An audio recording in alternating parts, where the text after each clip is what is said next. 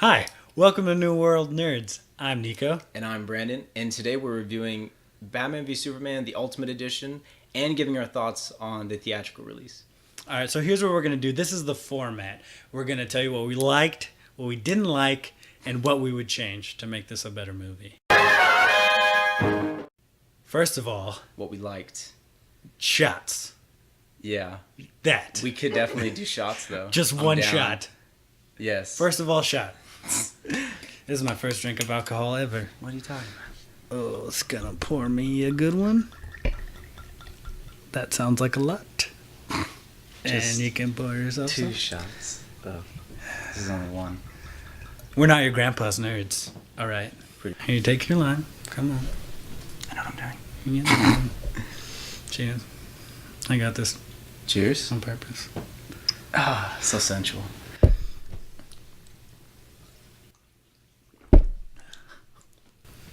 I'm a bitch. That's all right. It's fine. Anyways, things we liked. Of course. Go. You're letting me go All right, first. all right.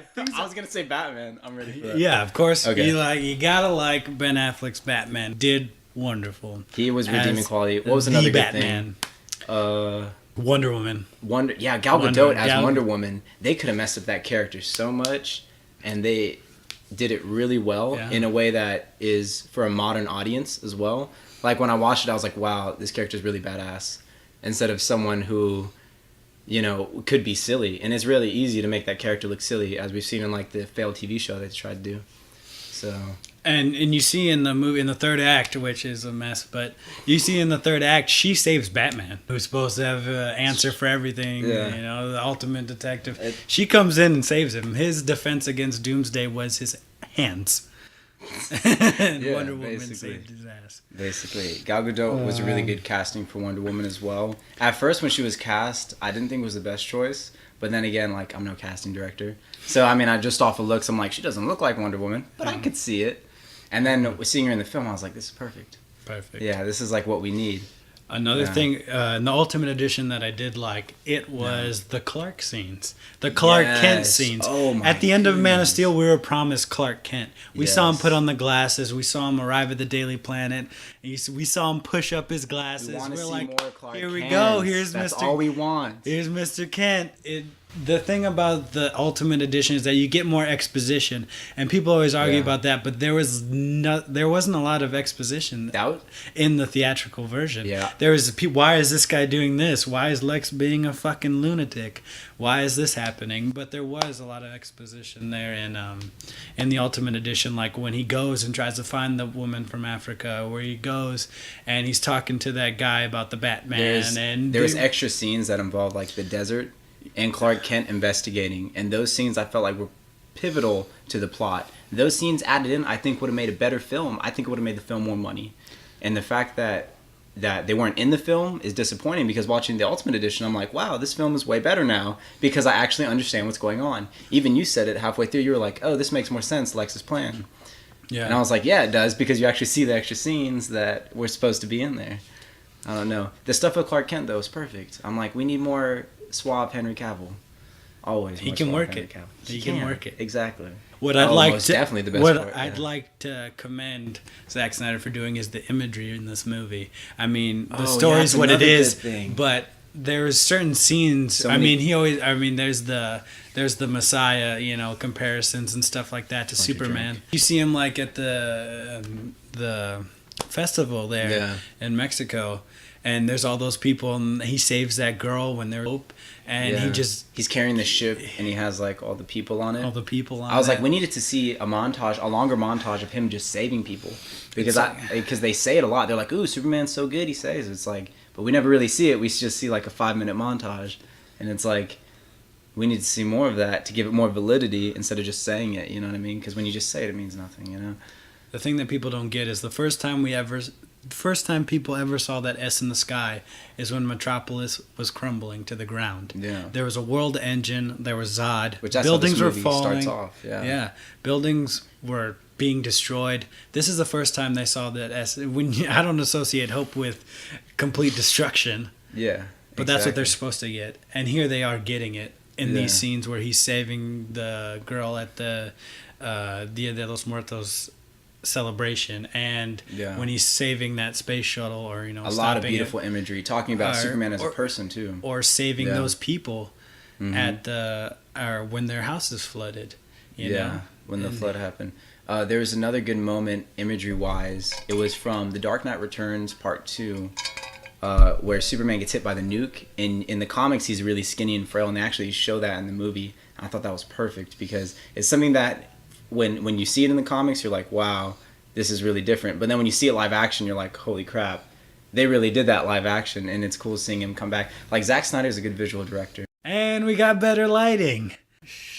What's another thing? There is a sequence with the Man-Bat. Not a Man-Bat, but there's a giant bat and Ben Affleck. Yeah. What did you think? Initial thoughts? There was... it scared the fuck out of me in the theater, honestly. In the theater, you're like, oh shit, that's a giant bat. So something like that, it's just different. It's fresh, you know. What the fuck is that? You know, I know it because I watched, I played Arkham Knight, and so I knew, like, you know, you had to track down the Man-Bat and stuff. So when I saw that, I was like, oh, that's a cool nod. But also, that was scary as shit. Yeah. I also don't think it is Man-Bat, but I think it's supposed to... No, it's just a symbol. It's a dream sequence, like the fifth one out of all the other ones we discussed.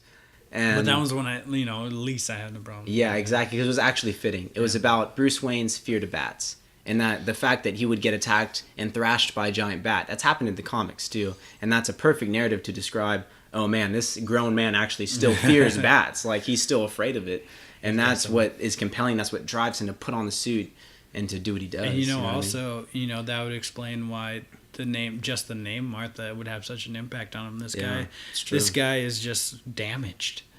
That's all he is. Damaged goods. He's just damaged. He doesn't even know, like, he seems pretty certain that he should take down the Superman, but if you were to ask the Batman that started his journey, like, he would be in the beginning of his career. Yeah, beginning of his career, he wouldn't have done something like this.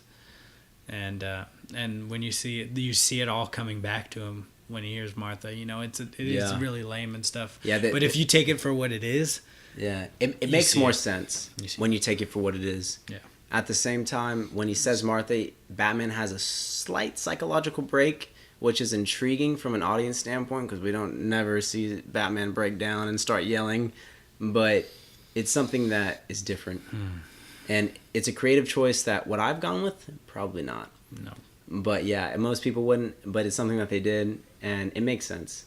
Okay, there was some redeeming qualities, quotes that we still remember from the film. All right, so what I had in mind was when you first see Alfred, he's messing with a microphone, but he's like, when they're talking about the white Portuguese, he says, oh, it could be a phantasm. And it's a good Easter egg for the animated movie. If you Mask of the Phantasm. Mask of the Phantasm is an animated film, Batman film, incredibly good. You should watch it if you've never seen it. If you've never seen it, but if you're a Batman fan, it's definitely about someone who lurks in the shadows, kind of like Batman. And it's like, oh, it could be a phantasm. Yeah, and I was it's because phantasm. You could say anything. No one says phantasm in real life. Yeah, that's but that was a name drop. Another good quote. But this time, Batman said, he's like, I'm older than my father ever was. That was powerful, I really liked it. Whenever the heroes talk about their fathers. Yeah, you don't think about that. It's just really like, well, of course you were, but like this, Like you outlived your father. It's just one that just takes you. And there's also another one he says, life only makes sense if you make it. That's when he's beating up Superman. That's when he's beating up Superman. And he ties Superman. his leg and he's just like, spoiler alert. Damn, boy. Yeah. And I was like, he's basically beating the shit out of Superman.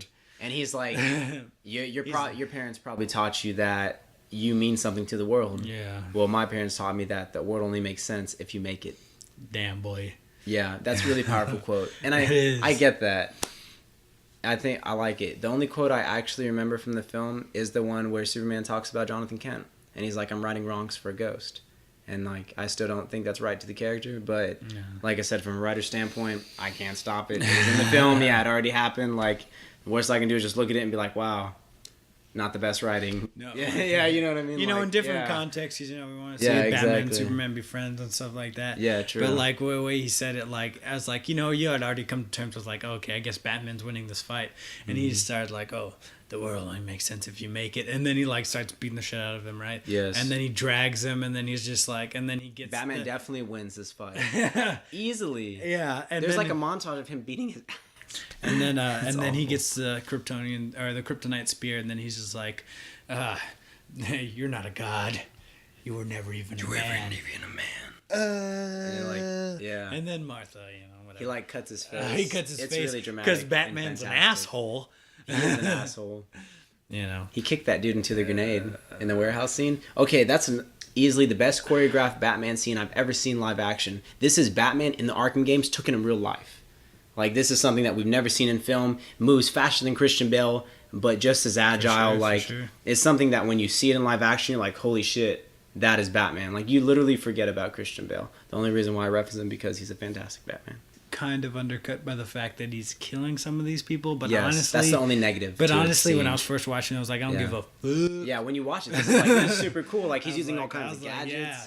And then there's this one part, and again, when I watched it, the Ultimate Edition was the third time I'd watch it because I saw it twice in the theater. Mm-hmm. So I was watching it, and I was like, oh, I'm just waiting for this guy to like push that guy's face into the fucking ground, and then he goes and does that. Boom! And I'm He like, beats the shit out of him. Yeah. I mean, he's definitely too malicious, but what do Yeah. you expect from a guy that's been fighting crime in a crime-ridden city for 20 years? You'd expect that kind of violence from a guy who is literally on the brink.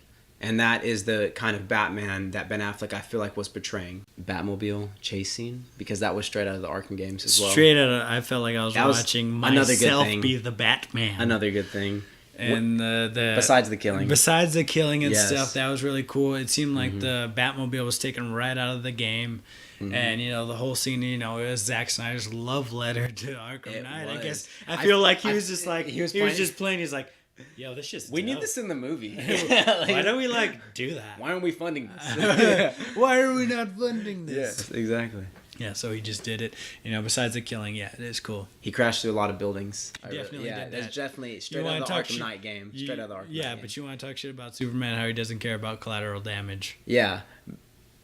Okay, so there's a lot of imagery in this film that was straight out of graphic novels. One of them in particular sticked out was the Ben Affleck symbol when he was in the rain when he turned it on, calling Superman. Like, that was something, like, the imagery was so good.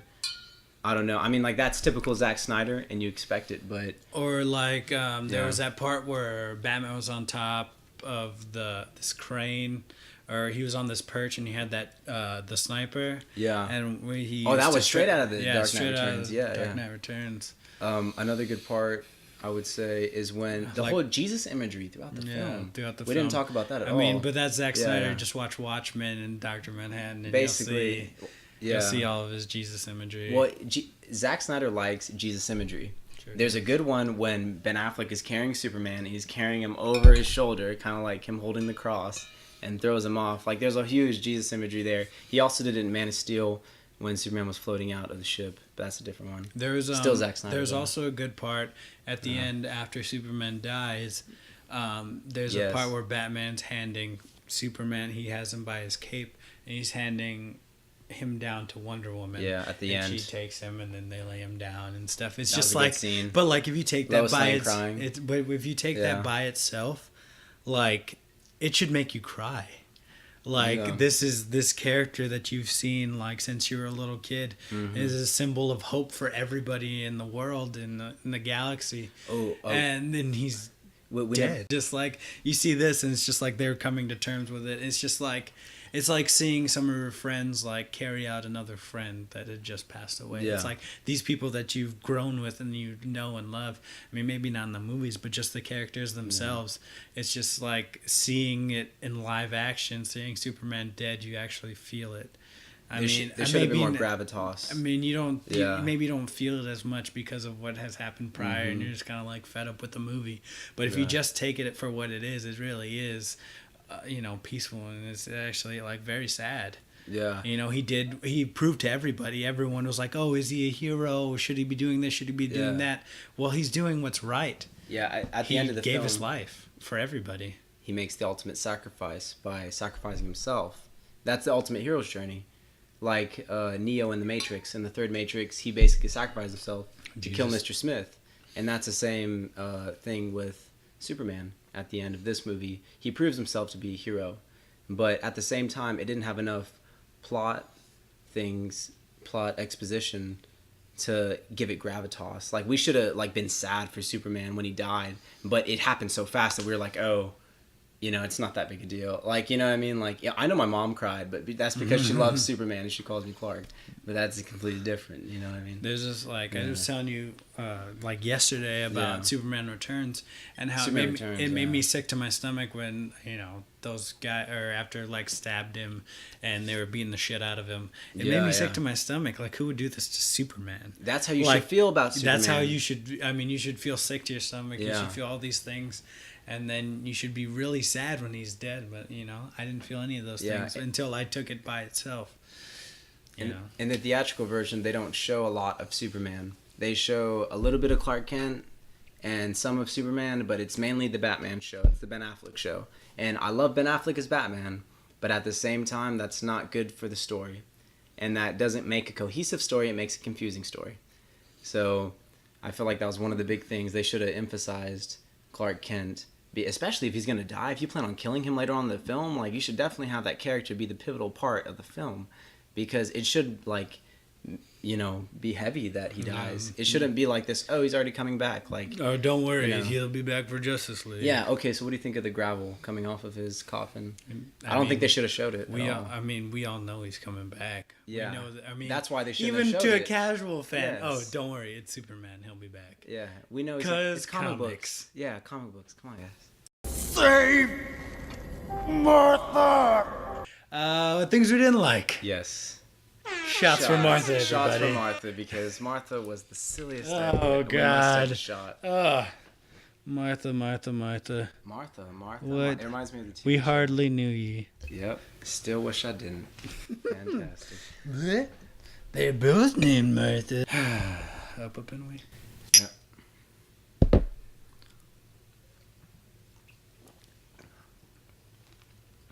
Things we disliked. There is a list. Everything. Hold on. Just kidding. We'll go over topics, specific ones. First one, I have to say, Jesse Eisenberg as Lex Luthor. Your initial thoughts? I feel like he went through it and someone was like, hey, bro, maybe if you turn the shit up to 11. No. You need to dial that shit back. It was at 11. You need to go back to like a 7. And I think you'll be just fine. It's just Lex Luthor is a genius, but he's not fucking insane. Yeah. His plan was crazy elaborate. All right, we can all agree. But he's a genius, so it's okay. My problem is, why is he going insane before he learns anything about the Kryptonians, like, knowledge on the ship and stuff? Why is he going insane? Why is he, like, have nervous tics? And why is he meeting the Senator Jolly Ranchers with his hand? Why? Literally. That was what the shot was for. Jesse Eisenberg as Lex Luthor. His portrayal was a bit different.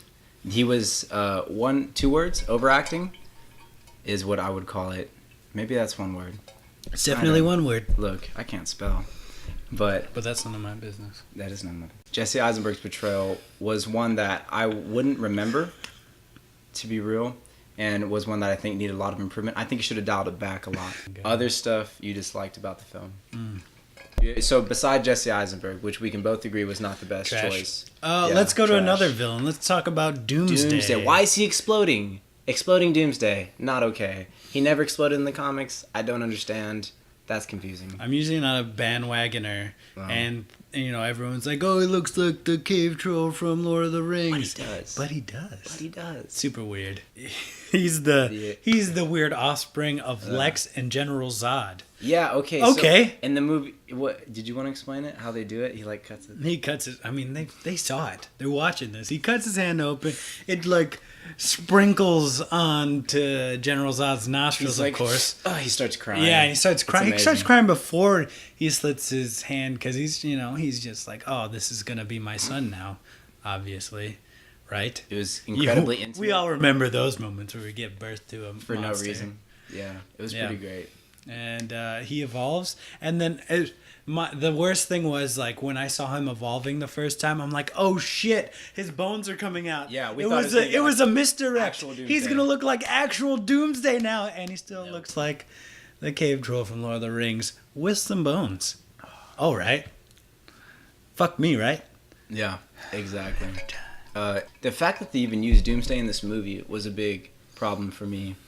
Doomsday is a Superman villain. I felt it should have been held for a solo film, maybe a solo sequel film. So I'm talking like the third film in a franchise, not the next film after Man of Steel, the sequel. Like that wouldn't even have been right if it was a Man of Steel film.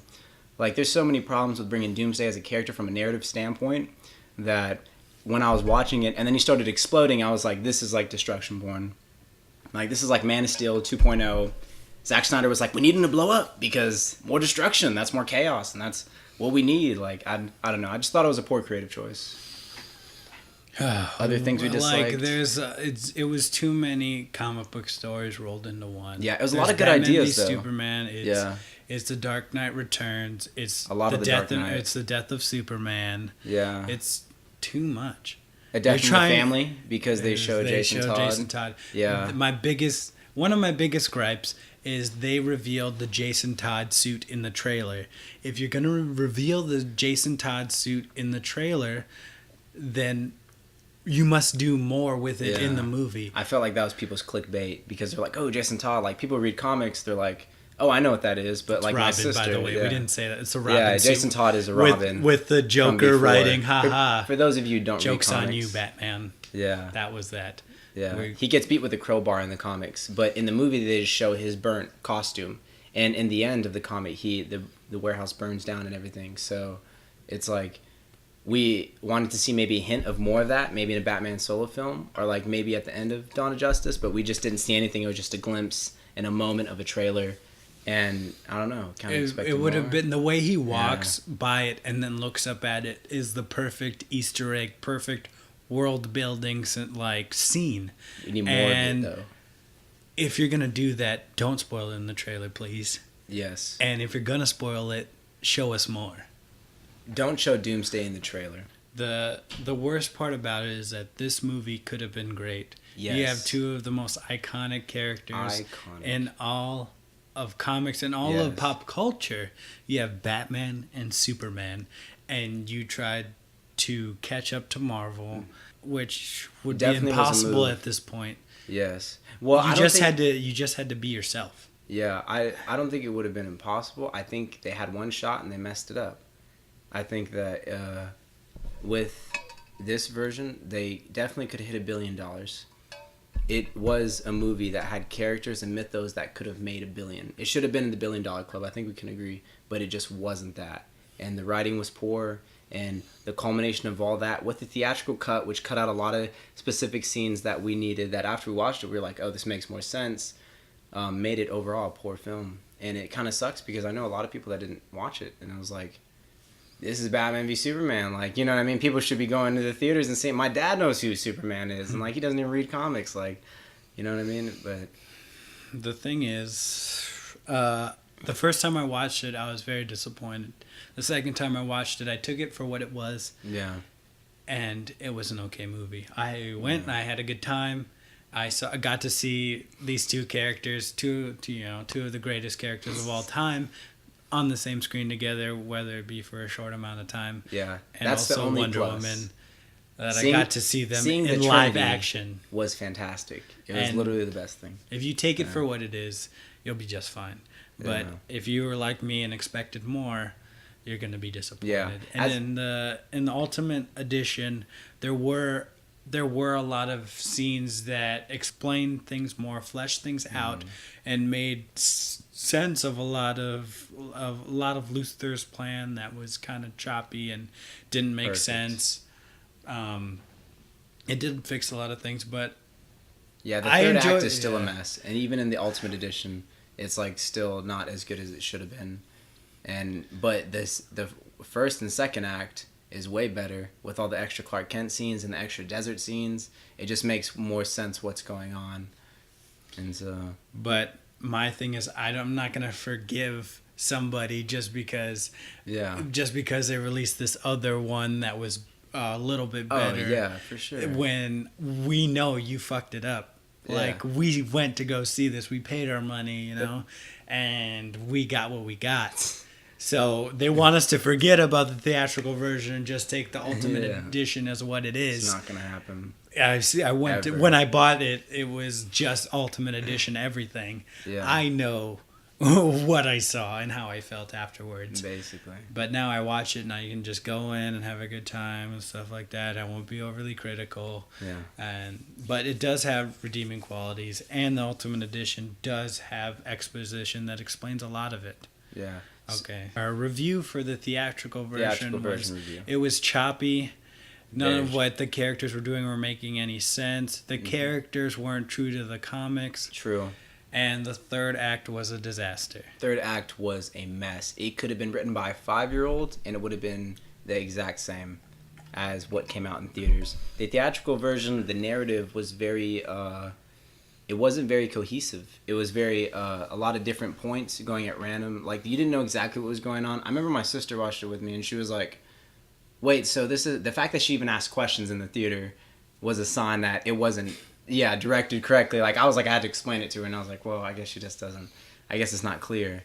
But the theatrical version, the way it was cut was definitely not the best for the film. All right, more bad things. You know, you want to sit back? It's we need to relax. We're gonna come in This here. is gonna be a while. Woo! All right, so we talked about the good stuff that Batman was in the movie. Ben Affleck. We talked about Wonder Woman, how she was Gal good. Gadot. And this was a follow-up to Man of Steel, correct? Yes. But my gripe is with the Man of Steel, with Superman. My thing is, like, in the beginning of the film, he's selfish. Yes. He goes after Lois Lane, and, you know, despite what it's going to do to wherever she is. I mean, they try to frame him and stuff, and, you know, that's not really his fault. That's on Lex.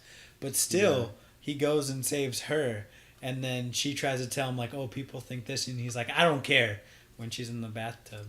In that bathtub scene, which I didn't have a problem with. I didn't either. I didn't have a problem with him jumping in the bathtub fully clothed. You know, he's a guy. He's just fucking weird. Yeah. You know, he's just couples do weird shit. He just loves her. That's all. I didn't have a problem with that. But the problem is he's like, I don't care. It's like, yes, you do. You I didn't kill those people. Yes, you did. you killed that one motherfucker for sure. You threw him through a wall. Yeah, you couldn't just laser his hand so he dropped, or you couldn't laser the gun so he's like, oh no, that shit's hot. No, he totally I'm not gonna lasered. Touch that. Nothing. No, but he's very immature through a lot of the film, and I feel like, you know, when you talk about how when he meets Lois on the porch and he's like, oh, you know, I've been following in my father's footsteps. I'm trying to right wrongs for a ghost. Yeah, that's not how the Superman character is written. He gets his morals from Jonathan Kent. He doesn't do it because of Jonathan Kent. Like, that's not the sole reason. He gets the idea from his father and then decides to act it out himself. I feel like there's a huge difference. I feel like they're trying to, like, flesh out all the stuff he learned in the Smallville TV show. They're trying to do 10 years in one movie. They're trying to flesh all that stuff out when he should already know this because he's a grown-ass man. Once he puts on the suit, he's already Superman. He's not trying to learn how to be Superman. No, he should be. He should have known what it was before. But what he did in the Man of Steel, he was running away from the fact that he was Superman. Yeah, that's what he did. Absolutely. And so that's why he's barely learning certain things. Like, oh, I love this girl. I need to do everything I can do to protect her. You know. Yeah. It's also a Lois-centric film. Like Superman, every time he talks, he's like, oh, you know, my favorite, you know. The only woman I love could have been shot. It's like, that's not what Superman is about. He's not like, oh, I love Lois and that's all my life. Like, no. He's about saving the world. No, but she's the key, right? Yeah. In that right Flash. First dream sequence. Yes. trash. So there was a dream sequence in the beginning. Trash. I don't care. Oh, like God. his parents getting killed in the beginning. Yes, that's fine. they shouldn't have shown that. By the way, they shouldn't have shown that because we fucking know it's exposition Batman's that we an don't orphan. need. Yes, we know that. Whatever. Fine. You want to put in the credits? If you want to put in the movie, put in the credits. That's fine. Him floating up while he's being surrounded by bats. Trash. Don't want that. I want this movie to start with Batman's point of view of Metropolis when this is all going down. When he's fighting in Man of Steel. Boom. That's how you start the movie. Oh shit, this is action. We're fucking in it already. I thought we were done with this. It seemed that's like how they should have started it. Yeah, it seemed like it was wrapped in a pretty bun. You know, he got the villain. Yes, we got him. Yeah. No, this shit still happened, and people are still upset about it. The way they shot the beginning of the origin story, it was an origin story, and then it went into a dream sequence. But there was no transition. So you never knew what was a dream and what was real. So when Bruce started floating up with a tornado of bats around him, you're like, holy shit, is this in the movie? Like, am I really watching Bruce Wayne fly up with a bunch of bats surrounding him? Like, am I really watching this? And then you realize it's a dream. And then he's like, yeah. That's how the dream always starts. Yeah, he literally, Ben Affleck says it, just so you know. Yeah. Just in case you're confused. Because you wouldn't fucking know before. Exactly. You're like, that's my point. Does this Batman have bat powers? Yeah, you're like, oh, is this a dream or is this real? Oh, wait, Ben Affleck said it's a dream, so now we know. Second dream sequence, we're in the desert. And the second Batman. dream sequence... It actually looked cool, though. It looked fucking great. Yeah, the imagery. I said, Zack Snyder's fantastic imagery. Yeah. Oh, Batman in desert, Batman suit. Yes. Omega symbol. Omega in the symbol. Desert. Perfect. And then, foreshadowing. Lots of foreshadowing in the story. Which is okay. I can deal with that. Like, that is good. Like, why is Batman having premonition? I don't, Yeah. Sure. Because it's Batman. He does that, okay? We need him for exposition. Yeah, he's super smart. Yeah, anyways, he knows everything. And then boom, Parademon's coming. What the fuck? Don't spoil that in the trailer. Which happened. Yes. Along with Doomsday. Along with whatever. Facepalm. Whatever. Okay, sure. I can live with that one. And then another dream sequence. The Flash. Of the Flash. Like that. Yeah. So. I honestly...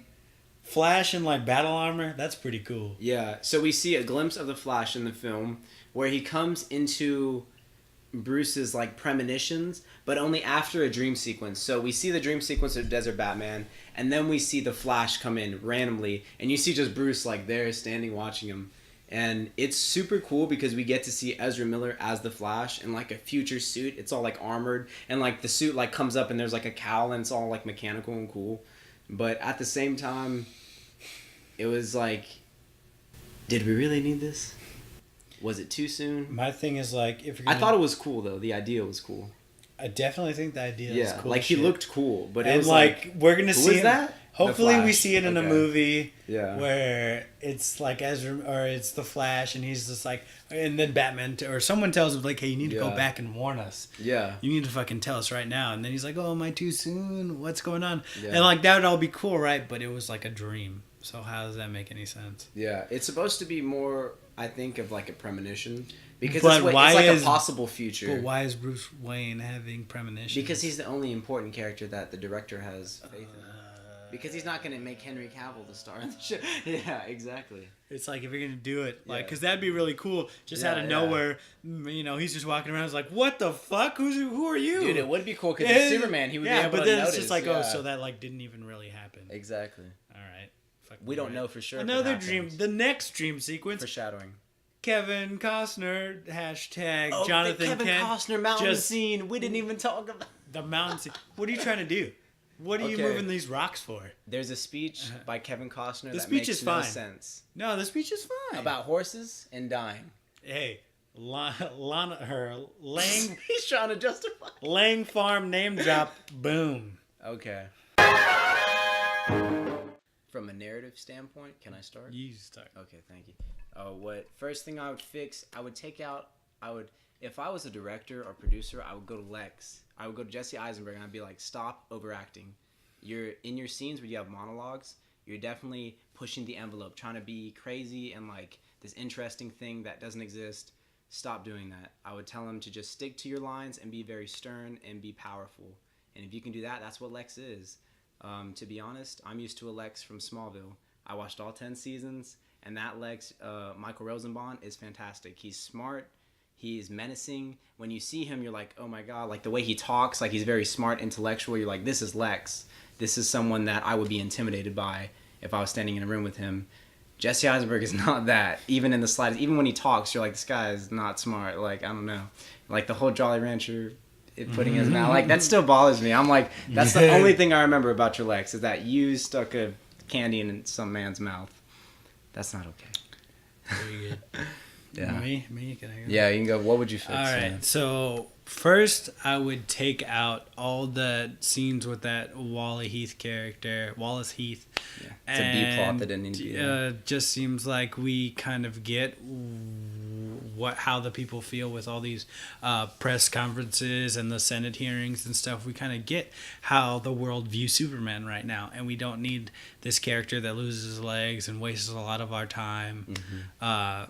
And where we could be seeing these Clark Kent scenes that the Ultimate Edition had that we really needed, because we were promised Clark Kent at the end of Man of Steel. More investigative Clark Kent. And that's what I wanted to see, and I enjoyed what I did see from the Ultimate Edition.